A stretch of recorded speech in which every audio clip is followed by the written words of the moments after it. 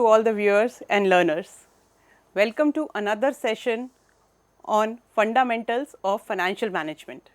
I, Dr. Neha Seth, working as an associate professor with Symbiosis Institute of Business Management, Noida, a constituent of Symbiosis International Deemed University, Pune. And today I am going to discuss with you the concept of time value of money. Now, what does this concept mean? What does this term mean? Time value of money. Is the value of money remains same at different point of time? The answer is no. The time, as the time changes, the value of money also changes.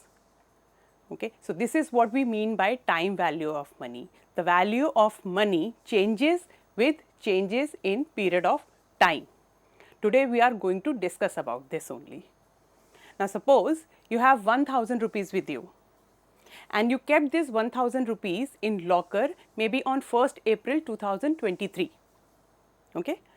And after 1 year on 1st April 2024, you open your locker and you want to withdraw that money, and once you withdraw this money, what you will find, these 1000 rupees are still 1000 rupees. So, what you will understand or what you will see, the value of money is exactly same, because you have kept 1000 rupees a year ago and today also the amount that you are able to see in your locker is 1000 rupees.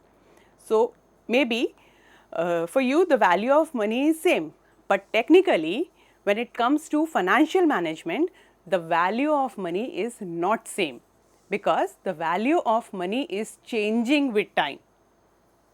Okay, this is what we mean by time value of money.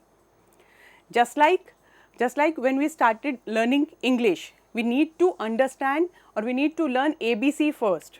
Okay, when we have started learning accountancy, the very first concept or very first thing that was taught to us was journal entries.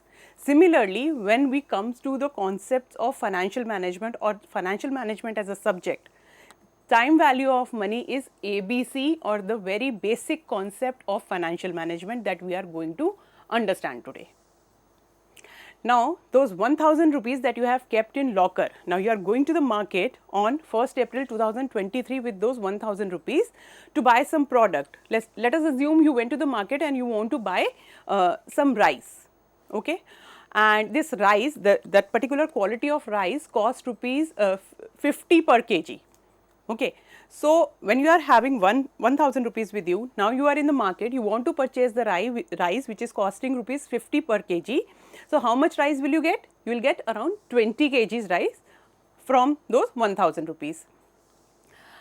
But on 1st April 2024, you are taking the same money, those 1000 rupees to the market, and you want to purchase the same rice, the same quality of rice.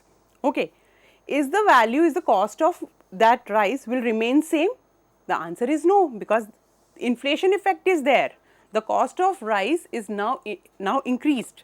The rice which used to cost say rupees 100 that time, you were able to buy in 2023, you are able to buy 10 kgs rice which was costing rupees 100 in 1000 rupees, but in 2024 the same rice, the same quality of rice is costing rupees 125.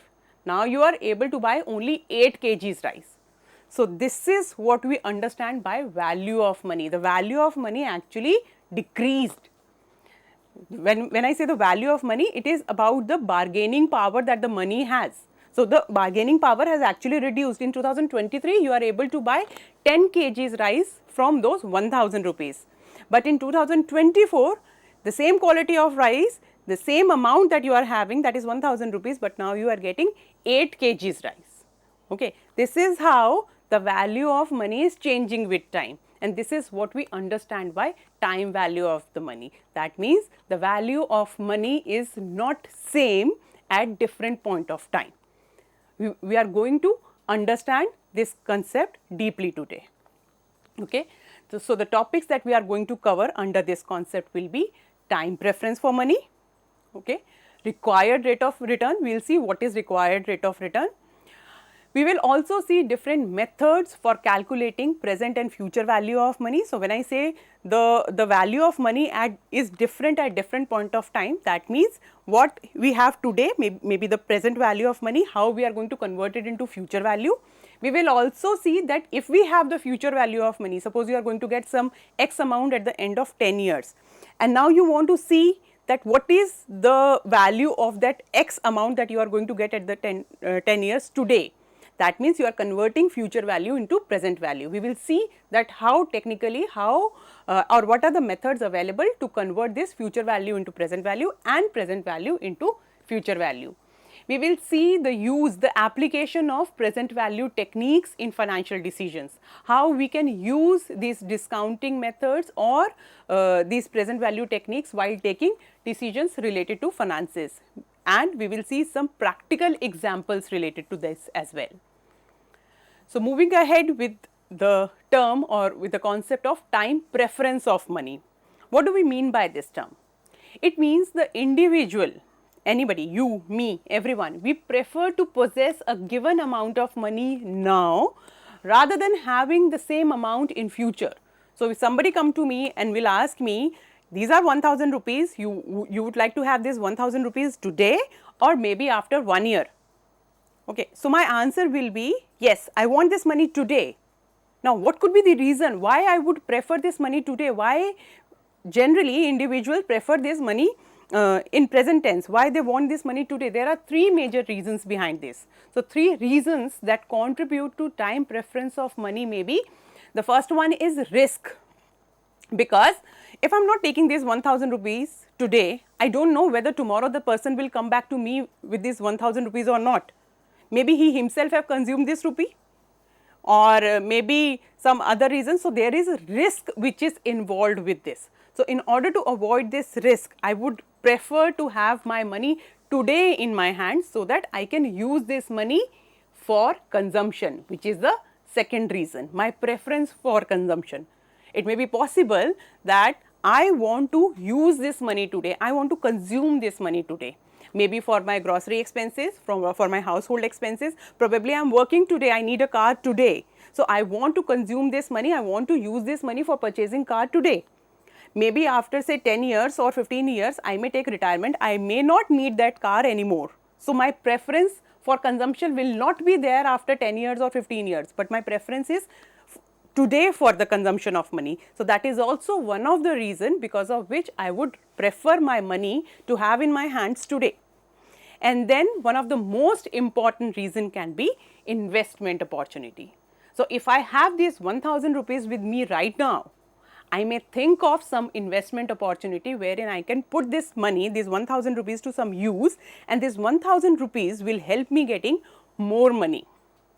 Okay. If I keep this money or if I get this 1000 rupees fixed in the bank, so at the end of say 1 year, the bank is going to give me say 1100 rupees because the bank is giving me interest over that money at the rate of 10%. Okay.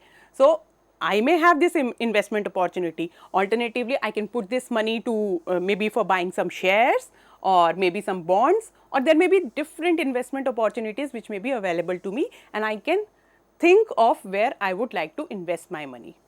But if I am going to get this 1000 rupees at the end of 1 year or after 1 year, in true sense, the value of 1000 rupees is actually reduced.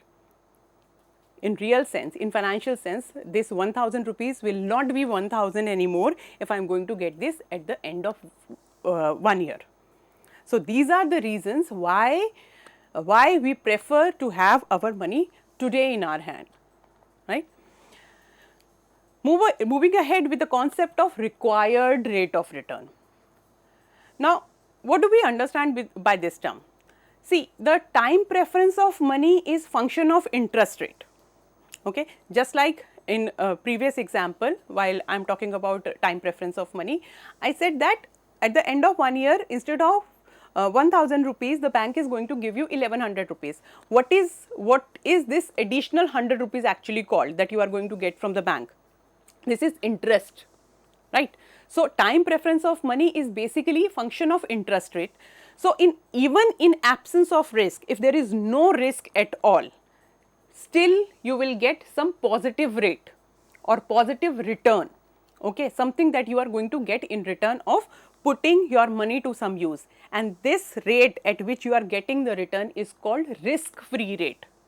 Okay, this is the amount or this is the return that you are getting because you are leaving your money for bank to use for 1 year. So, this is the cost that you are getting for getting separated from your money for some specific period of time. Okay, this is called risk free rate. But if I want to increase my return as an investor, I have to take some risk. And when I'm ready to take risk, I will be compensated for that. And the compensation which an investor gets for assuming or taking the risk is called risk premium. So, risk premium is the return that you will get over and above risk free rate. Okay. So, in all, I can say our required rate of return can be summation of my risk free rate is the minimum amount that I am going to get, or this is what I am getting in absence of return plus risk premium. This is the amount that I am getting because I am ready to take the risk. So, my required rate of return or any investor's required rate of return will be equal to risk free rate plus risk premium. The same concept can be explained or can be understood with the help of this diagram. This diagram is also termed as risk return trade off. Okay. When an investor is trying to make a balance between risk and return, when the investor is trying to reduce the risk as much as possible and at the same time he is trying to increase the return as much as possible. So, from this diagram you can see that on x axis we have the risk component, while on y axis we have expected return component with us. There is a parallel line which is parallel to x axis, which is showing the standard or fixed or constant return. Okay. And this will remain constant, the line will remain parallel because for whatever level of risk, okay, whatever amount of risk we want to increase, we can increase, and even if we are increasing the risk, the return, the level of return or the percentage of return will not change. Okay. So, this portion between x axis and the parallel line above x axis will show the component of risk free return, while risk premium is something which is increasing. It is a return which we are getting for taking the risk, and it is increasing as and when we are increasing the risk. So, we can see the line above this parallel line, it is increasing or going upward when it is moving ahead or when the level of risk is increasing. So, we can say that yes, the return is increasing when the risk level is increasing, and summation of this risk free return plus risk premium, this is our total rate of return. Okay. So, risk free return will remain with us, this is something which is constant, but risk premium is increasing when the level of risk is increasing. So, our overall return is increasing when our risk is increasing. So, this is what we call risk return trade off. So, why do we need to calculate required rate of return basically? The question like this will come into our mind. Would an investor invest rupees 100 today or after 1 year? I have given one example of 1000 rupees a little ago. We would rather prefer our 100 rupees today instead of getting this amount 1 year after, because we have different investment opportunities with us. Probably I want to consume this money today, and then the cash flows which are occurring at different period of time, it cannot be compared. We cannot compare the cash flows that we are getting at different point of time. Now, just to have these cash flows comparable, so that we can compare these cash flows which are occurring at different point of time, we need required rate of return. Okay. It is also necessary to adjust cash flows for their differences in timings as well as in terms of risk. So, that is why we need to calculate or we need to have required rate of return, right. Now, coming to the concept of time value adjustment. Now, there are two methods. I have mentioned this in beginning that when we are adjusting the money for time value, there are two things that we need to do. Either we have today's value of money, we have the present value, and we want to calculate what will be the future value of money. Okay, I am investing X amount today, how much amount I am going to get after 10 years. So this is how I am going to calculate the future value. Another thing is, I have the future value with me, that I am going to get say X amount after 10 years, but what amount I have to invest in today. Okay. So this is when I am converting future value into present value. Okay. So these two type of conversions are required when we are talking about time value adjustment. Now there are two methods of doing this. One is compounding. Compounding means calculating the future cash flows or future values of cash flows by applying the concept of compound interest. When I say the word compound interest, I understand that this is something we have studied during our school days only. So we can think, or we can actually visualize the formula of compound interest that we have used during our school days. The same concept, the same formula will be applicable while calculating time value adjustments. Then another concept is discounting. This is applicable when we are calculating present value of cash flows by applying discounting rate, when we are converting future value into present value. Okay. So these are the two concepts which we are going to discuss with the help of some examples as well. Okay. So let's start with the first thing, wherein we want to calculate the future value of single cash flow. Okay.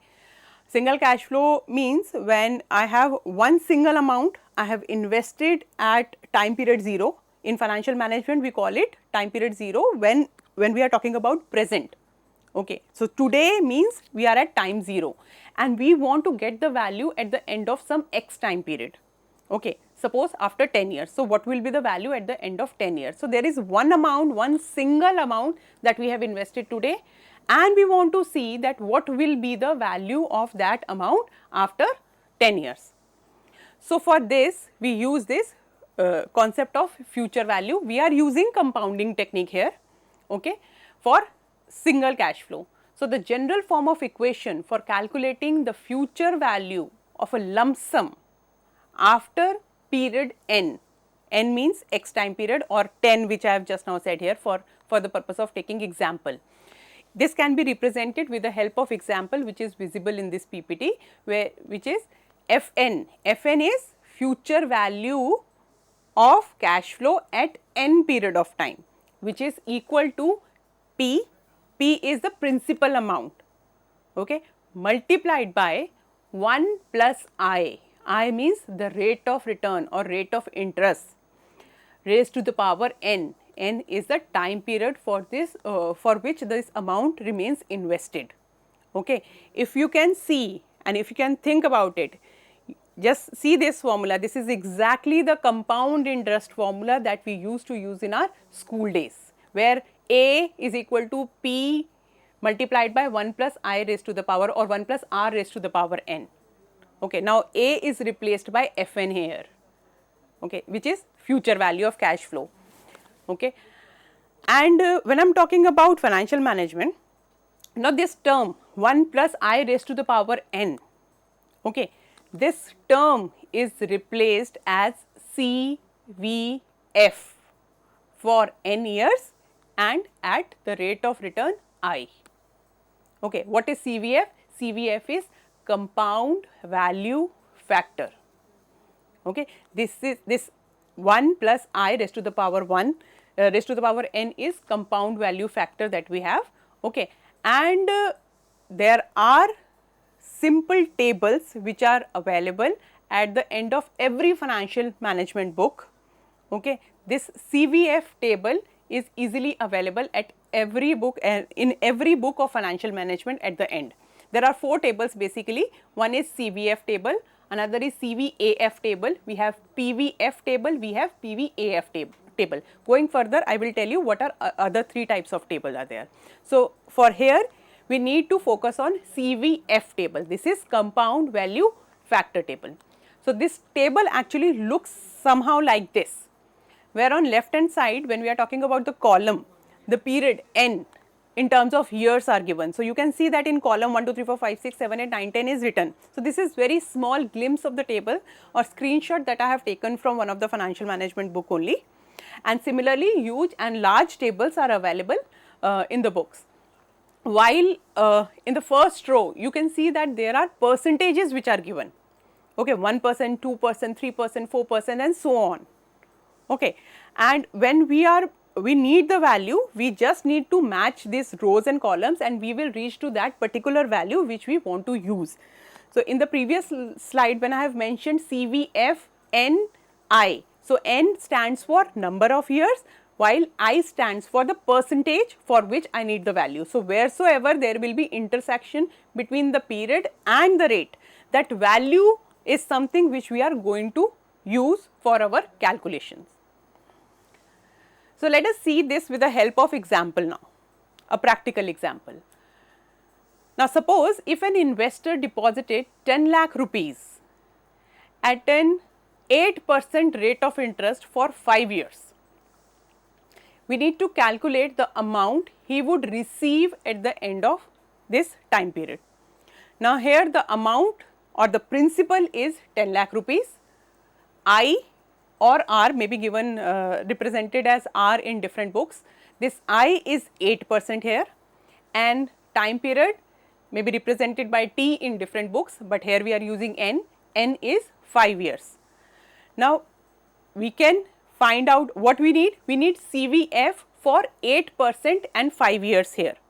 Okay. So, using the same table, we can point out from the column we can see the time period to be 5th year and the percentage from the column we can say is 8%. So, this is how we can reach to the value, and CVF value for 8% 5 years is 1.469. So, this is the value that we have extracted from the table. Now, we will put this value in our formula to get the answer to the question, the examples I just now quoted. Now, future value Fn or Fv will be equal to present value multiplied by CVF factor for I and N. Future value is something we need to calculate here, which is equal to principal is 10 lakh rupees multiplied by our CVF value that we have derived from the table is 1.469. So, this 10 lakh has to be multiplied with 1.469 and the future value will be rupees 14,69,000. So, if this investor invested 10 lakh rupees at 8% rate of return for 5 years. So, at the end of 5 years, he is going to get 14,69,000. So, you can see this is the power of compounding. Okay. We have invested 10 lakh rupees at 8% for 5 years. We have not touched this amount. We have not done anything for earning additional amount, but the money multiplied itself. The money worked for us itself. Okay. And at the end of 5 years, we are getting 14,69,000 rupees in our hands. So, this is how the compounding value or the process of compounding actually works. Okay. Now, there is another term called future value of annuity. Okay. What is annuity? Annuity, here also we need to calculate the future value, but what is annuity? Annuity is something when we are making fixed payments, we are paying fixed amount after an equal interval of time.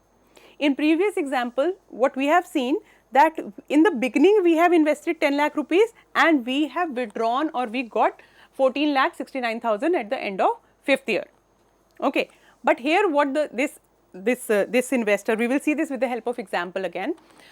In case of annuity, what this person is doing, he is investing say 1 lakh rupees every year or say 2 lakh rupees every year for 5 years. So, the same amount 2 lakh for first year, 2 lakh for second year, 2 lakh for third year, 2 lakh for fourth year and 2 lakh for 5th year.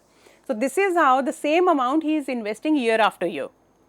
So, he is making fixed payment at equal interval of time. So, what will be the value he is going to get at the end of 5th year? This is what we need to calculate here. Okay. So, this future value of annuity can be calculated with the help of this formula, where future value, which is represented by Fn here, is equal to A means annuity value here. It is of course the present value only, but since we are using this for annuity, I have used this symbol A for this, for representing annuity here. This has to be multiplied by 1 plus I raised to the power n minus 1, and this whole value has to be divided by 1. Okay. This can be also presented with the help of this equation, where future value is equal to annuity value multiplied by CVAF. Now, what is CVAF here? This is compound value annuity factor, because this amount is invested at the same rate of return, but at different interval of time. The same amount has to be utilized year, or same figure has to be utilized year after year. Okay. We will discuss the example for future value, for calculating future value of annuity in our next session. So, we will wind up this session for now. See you again. Thank you.